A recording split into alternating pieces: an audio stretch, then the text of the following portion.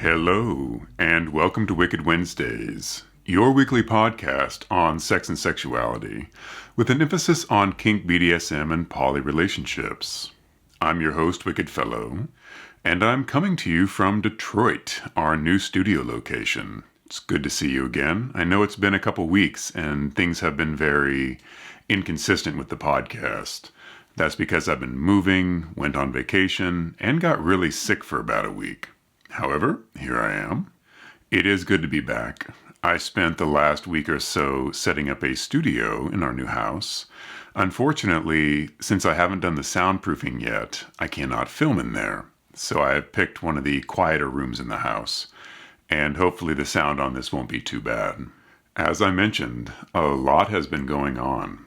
I moved from the East Coast to Detroit, and because of the fact that I also own a cabinet shop, it takes me more than one trip to make a move like this.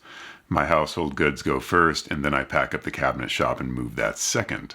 So I'm actually getting ready to go back to the East Coast, load up the cabinet shop, and move that out here. I'm going to pre-record an episode to make sure that I have at least one episode in the can. We recorded an extra episode while we were in Utah. Unfortunately, the video on that didn't work, but I can release it as a podcast only, and I do think I will do that as well. So hopefully, the podcast will continue without interruption during this next leg of the move. This will also be a much shorter leg, as I know exactly what I'm doing, when I'm doing it, and when I'll be back. So for all of you out there that have been missing the episodes and have been writing me and been very encouraging, I really appreciate that. We will get back to a regular schedule. My life will be a lot easier here in Detroit, as I won't be working 3 jobs at the same time as I'm trying to put out good content, make new videos, and make a separate living at the same time. So you'll see much more consistent podcasts. You will be seeing some new material from Wicked Ways Studios, which I know is kind of the foundation of this podcast and, of course, my income. For my Patreon subscribers, I cannot thank you guys enough, as always. You help make this thing happen, and you give me a lot of initiative and drive to keep putting out good content and episodes. As I mentioned previously, I do plan on releasing a Patreon-only weekly vlog. That's more of a behind-the-scenes, in-depth look at just my personal life, what's going on with the studio, etc. If you are interested in becoming a Patreon supporter, head over to our website, www.wickedfellow.com. You can find our Patreon there, our YouTube channel, the podcast is hosted there, and of course all the links to our sites are there as well. Before I get started on this week's episode, I wanted to make kind of a clarification on something I said a few episodes ago. And I feel like some of my listeners didn't quite understand what I was saying. And I was talking about how I get a lot of correspondence and how I feel an obligation to respond to that. And some of my long-term fans felt like the only reason that I was responding to them was some sort of obligation or, duty only. And that's not really how it is. Obviously, there is a business side of all my correspondence. When people reach out to me, especially new contacts, it behooves me to write them back and keep that engagement. And I do not mind that in any way. That is kind of an obligation. However, I've also made a lot of contacts, acquaintances, and even friendships based on those online interactions. So if you reach out to me one-on-one, either through Instagram or write me directly, there's a link on our website where you can email me directly, etc. I value those relationships and I value the one-on-one interaction. It's not all obligation and duty. It's the part of the job I probably enjoy the most. I've made so many acquaintances and friendships based on this interaction I have with my fans. Sometimes it is simply a 1 or 2 message exchange. They write and say that they appreciate the work. I write back and say thank you. And that's all I ever hear from them. But other times it's become a years-long friendship with people all over the world that I enjoy talking to and I enjoy interacting with. For example, while we were on vacation, I have friends that reached out to me initially through my work, and we began a correspondence with each other that became a friendship. And while we were on vacation, we all got together and celebrated New Year's together all over the world. We had people in 6 or 7 different countries, and we had a little private Zoom call And it was so much fun. It was a lot of fun to sit around with people that I'd met through this job and make new friends, meet new people, and really have that one-on-one interaction that could never have happened outside of this work. So it's not a duty or an obligation if I'm writing back to you. I don't do it unless I enjoy doing it, and I don't do it continually over a long period of time if it's not something that interests me. So absolutely do reach out to me. I enjoy that interaction. Don't feel like I'm only answering you because I have to. That's not how it works. I think part of that original statement was when people reach out to me, sometimes they expect me to jump into a physical relationship with them immediately, right? They write and they say, I really love your work. How can we meet up and be intimate with each other? That's a whole different level of physical and personal relationship. That's not impossible. I have met most of my models through that one-on-one fan interaction, but it's not something that's going to happen immediately. I like to get to know the people that I'm intimate with. I like to get to know the people that I work with, especially. So it's not the kind of thing where you're going to write one week and we're going to meet the week afterwards. There's going to be some time there where a relationship has to develop. I get that question quite a bit of, how do you find your models? How do you go about bringing people into the studio? And for all of my models but one, it has happened through this medium. People reach out to me, we develop a friendship, they express an interest in modeling, and we go from there. I take a lot of those offers with a grain of salt because I get so many of them, and so few of them actually end up being people that are truly interested in working with the studio. A lot of times I think people reach out of a sense of wish fulfillment or excitement, and that's fine. I don't mind entertaining that kind of dialogue. But if someone is serious about being a model, it takes more than a couple emails back and forth to make that happen. That's all I wanted to say about that. Do keep that correspondence coming. If you're someone that I write to regularly and we have a good relationship together, it's a genuine thing. I enjoy those conversations. Otherwise, I wouldn't do them. One more clarification that I wanted to make was that I posted on Instagram that I had gotten very sick after our vacation. I try hard to follow all the safety protocols, especially when I travel in this environment, but apparently I was not quite careful enough. And when we were in Utah, there were so many people around all the time. And because of the nature of being outdoors, but still in crowded locations, like at the bottom of a ski lift, it's very likely that I picked up something from somebody. Of course, since we live in the time of COVID, when you start to experience flu symptoms, your mind immediately goes to, what if I have the dreaded COVID? So I got a test and I displayed that test, which was negative. And I should have made that more clear that I tested negative. I had good old-fashioned regular run-of-the-mill flu. I was sick for about a week.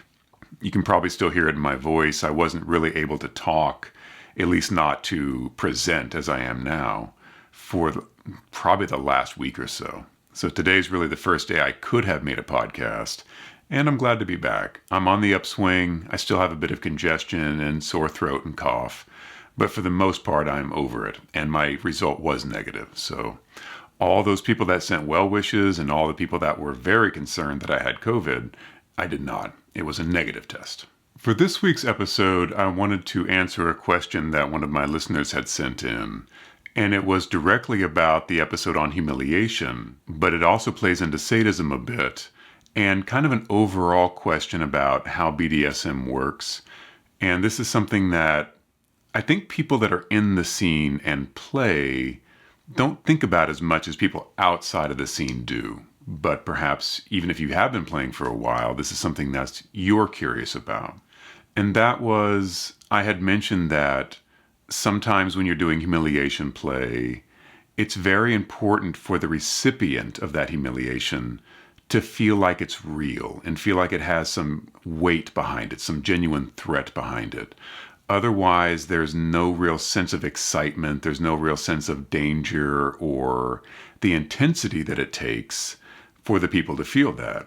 Now, of course, sometimes humiliation play is very playful and it's very light and it's done in a playful, joking manner. But for some people, in order to get the rush from that humiliation play, they need to feel like the person that is topping them, the dom in that situation, really means the things that they're saying and that they are pressing hard on those sensitive issues. Obviously, like a lot of the play that we do, pressing too hard on too sensitive an issue can break the scene and make things too real, too intense. That's kind of a safe word moment.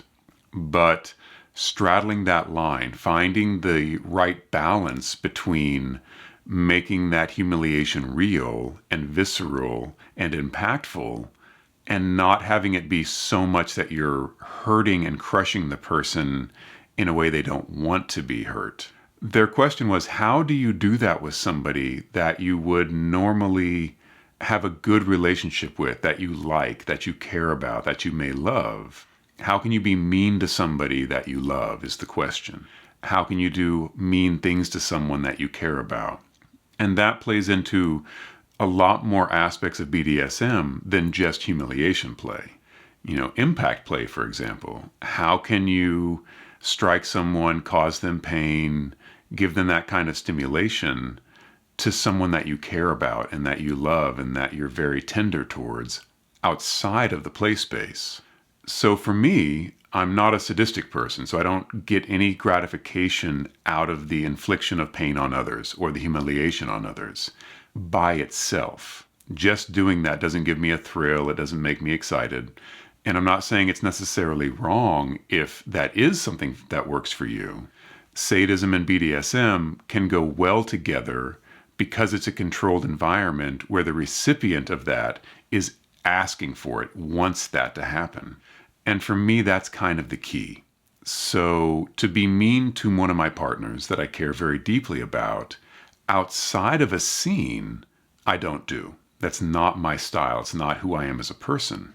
But in a scene, I'm quite capable of applying very extreme stimulation, sometimes very painful or emotionally painful stimulation to them. And it does not weigh heavily on my conscience at all, because I know that they have invited this type of behavior. They want this type of behavior. In many cases, they need this type of behavior from me so that they can feel fulfilled. And if that's not one of your kinks, if you don't like strong impact play or you don't like humiliation play or any of the other more extreme forms of BDSM, I understand that. But understand that for some people, it's hugely gratifying to them to receive that intense stimulation from, say, impact play. And they need to trust the person that is administering that stimulation to them. So that's where the Dom-Sub dynamic is very strong. The sub wants this to happen. The Dom facilitates this. So for me, I can do that when it's acceptable, when it's something that the person wants, when it's something that the person is into. If they're not into it, then it doesn't do anything for me. I mentioned earlier that I don't really have any kinks. I do have a number of fetishes, but I don't have any real BDSM kinks. So I don't get off on impact play or rope play or humiliation play or any of those plays. None of those things really speak to me individually, unless my partner is really into them. So if I have a partner that's super into rope play, I love it. It's exciting. It's fun because I can see the effect it's having on my partner. So whatever it is that I'm doing, that is my kink being the fulfillment of my partner. So I have no problem doing, very extreme impact play on somebody, hurting them in a sense, because I know they're into it and they receive fulfillment from it. And it's something that deepens and enriches our relationship. If my partner did not like impact play, if that's something they were not into, if that's something that did not turn them on, it would have no joy for me either. And I wanted to tie that into another question that I frequently get, which is, how do I get my partner to be more dominant with me in the bedroom, for example? A question I get all the time. And it truly depends because, as I've said before, we didn't choose to be kinky. So if your partner is just not into kink or BDSM or whatever particular kink you're into, I don't know if you can get them into it. I don't know if you can take somebody that has no interest in BDSM or finds it offensive or repulsive and shift them over to something that's fun for them to do. Sometimes, possibly, maybe, I don't know. In my experience, I've never really tried. For my partners that were kinky, we did kinky stuff. I've had vanilla partners that had no interest in BDSM, and I never pushed the issue with them because, again, for me, I need my partner to be into it in order for me to enjoy it. So I've never been on the side of really trying to coax and pressure one of my partners into doing stuff that was counter to their natural inclination. However, as I mentioned in the episode about talking to your partners about kink and coming out to your partners about kink, etc., I do feel like as a partner, you should at least give it a shot. You should at least try it for their benefit. You don't know if it's going to be something you're into if you don't try it, for example. When people ask me, I'm really kinky, but my partner isn't, how do I get them into the lifestyle? Communication, expressing to them what you're into, starting slowly, trying to bring them along kind of one step at a time, I imagine would be helpful. And that communication of, I enjoy this and I would like to enjoy it with you. I would like you to give this a try for me. I mention that here because I think one of the objections that a partner may have is, I don't want to hurt you. You want me to spank you, but I don't feel right spanking you because I feel like I'm hurting you and I don't like doing that. That's why I feel like that's germane to this conversation, because I think that being able to express to your partner, this is okay in this situation. I want you to spank me. I find it sexually exciting if you spank me. It's not a bad thing if you spank me in this situation. That is the consent part of it. Because I want it to happen, you're not doing something bad. And that is a conversation that, obviously it's very delicate. It's something that even with all the goodwill in the world, they may not be able to overcome their inhibitions on causing you any sort of harm. And in that case, perhaps you can play kink in a different way. Impact play, humiliation play, those are only two aspects of kink play. There's all kinds of things you can do. There's role play. There is rope play, for example, and bondage, where you're not necessarily being harmed, you're just being restrained. And, things like that are kind of entry-level BDSM. I would like to play with you, but I want you to restrain my hands and blindfold me. And I want you to be in control, and I want you to be forceful with me. That may be an easier bridge to cross than I want you to get out a ruler and really paddle me and really make it hurt. That may come later. That may be something that you talk about after they're a bit more comfortable in the scene. So, like a lot of the things I say in BDSM, starting slow and building up, because there's always room to become more extreme. But frequently, I think people start off a bit too hard and they get a bit spooked by it and it doesn't feel right to them. And that can taint the entire experience for them and make it something they never want to do again. So light play. You don't even have to have any sort of bondage. You can simply say, for this scene, I want you to be in control and I want you to tell me what to do. And I'll be very passive and I'll be very submissive to you and I will follow your instructions. And I just want to exchange power with you. I want to be submissive and I want you to be dominant. Making it clear to them that you are inviting that behavior. And you can have very finite limits on it. You can say, just for tonight. Tomorrow, things go back to normal and I don't need you to be in charge and I don't want to be submissive tomorrow. But tonight, it would really turn me on and I would find it exciting if we played this way. I think that's a very easy and gentle way of ushering someone into the BDSM scene. From that foundation, you can go anywhere based on their comfort level. And as a kinky person dealing with someone that's not so kinky, we respect boundaries. So you do have to respect the boundaries of your not so kinky partner. And you can't push them to do things they don't feel comfortable doing or they don't want to do. So there's kind of the rub. You can always ask, but if the answer is no, you then have to deal with that. You have to decide how important it is to you, how badly you need it, what are the bounds of your relationship. If you are in a monogamous relationship, that might be the end of the line because there's no alternative for you to experience that kink lifestyle in person anyway, outside of your relationship. If you have a poly relationship, you definitely have more latitude to, I don't do kink with this partner because they don't enjoy it. But this other partner, they really like kinky stuff, so I have that outlet for that particular need that I have. But I do know that not a lot of people are poly, so most frequently when someone writes to me, they are coming out of this from a long-term relationship where they have always been kinky or they have discovered their kinks. And as far as they know, their partner's not into it. Or they are very hesitant to bring it up with their partner because they're afraid of a bad reaction.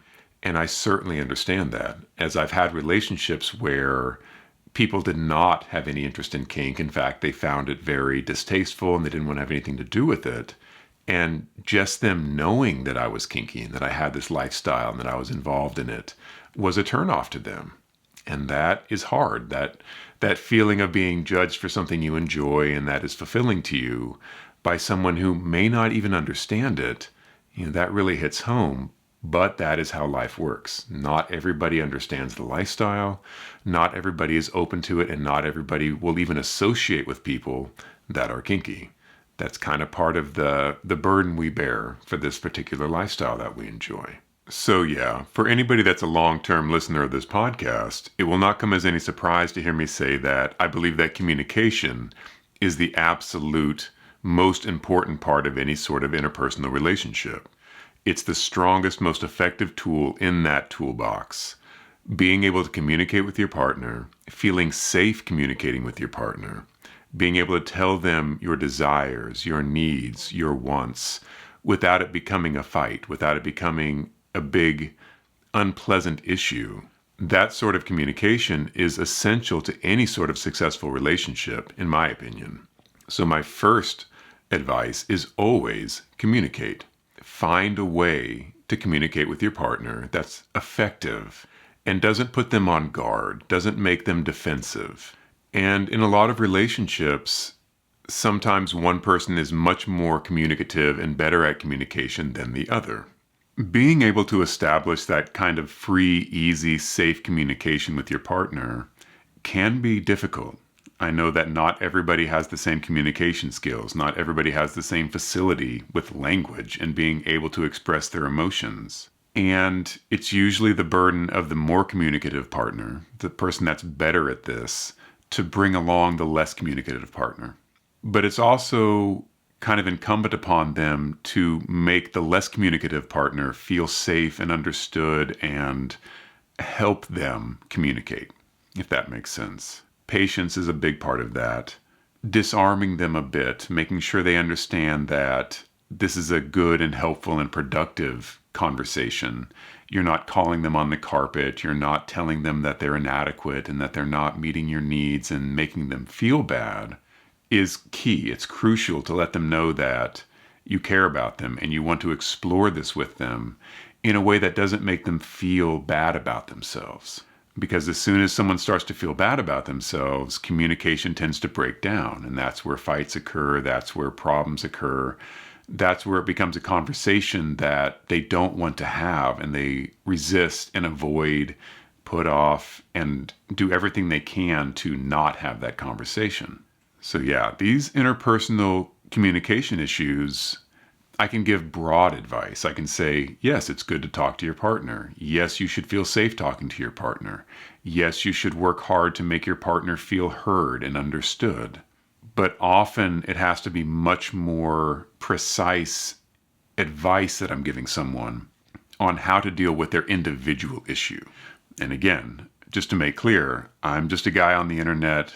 I've been in the kink scene for a long time and I've had a lot of relationships. I'm fairly good at communicating with my partners on this type of issue, but I'm not a therapist. I'm not a licensed counselor in any sort of way. I'm happy to help if I can, but I also know when the problem is beyond my ability to help with. That said, feel free to reach out to me. If anything I can do to help, if you just need an ear, if you just need to express these problems to somebody that you think will listen, I'm here and I'll do my best. But I'll also tell you if your particular problem is outside of my ability to help with. So yeah, to sum up that, the barrier to a lot of people getting involved in kink is their innate desire to not harm their partner, to not do anything mean or unkind to their partner. So granting them that permission, making it very clear that this is something you want and that you value and you enjoy and that you find stimulating, and continuing to communicate that to them. Making sure that after the scene, you let them know, I really enjoyed that. This was fun for me. Let's try this again if you enjoyed it. That open line of communication, continuing to give them encouragement and letting them know that this is fun for you and you enjoy it, that can be all they need to get over that initial hurdle of not wanting to hurt you, not wanting to harm you, not wanting to do things that they may feel a little uneasy about. And that can go even as far as just being dominant with you, just being overbearing with you. Because hopefully for most people, they know that when that's not invited, when it's not consensual, being overbearing, being overly dominant, being rough with their partner, being very controlling with their partner is a bad thing. And it is if it's not consensual. It can be difficult for someone who believes that and feels that and has an innate hesitancy to be that way with their partner, letting them know that you consent to it, that you want it, that you desire it, that it's fulfilling to you, can help them get over that hurdle. So my voices are already starting to go, and this is a bit of a short podcast, but I wanted to get something out there this week. There'll be another episode next week. It may be that episode that's audio only, which is a Q&A with two of my partners that we made while I was in Utah. So I've got that one in the bag, and I'll probably record another podcast so that I make sure I have a backup in case I'm not able to record next week or the week after. Hopefully next week I'll be finishing the second part of my move, and then after that I'll be here permanently and I will not have to make any more breaks. I appreciate you guys sticking with me. I really appreciate all the fan mail that I've gotten. The fan interaction that I've got with you guys is very valuable to me, and I really enjoy it. Keep those questions coming because it really helps me make this podcast and makes it something that I know is valuable to you. If I don't hear from you guys, I don't feel like I'm reaching you. So yeah, reach out to me. Don't be afraid to ask questions that you feel are, basic or amateur or that you feel like you should know already. Everybody's got to start somewhere. And I'm happy to answer the most extreme questions and the most basic questions when it comes to BDSM. Sometimes I work them into the podcast. Sometimes I just answer you directly. But all those questions are welcome. All right, folks.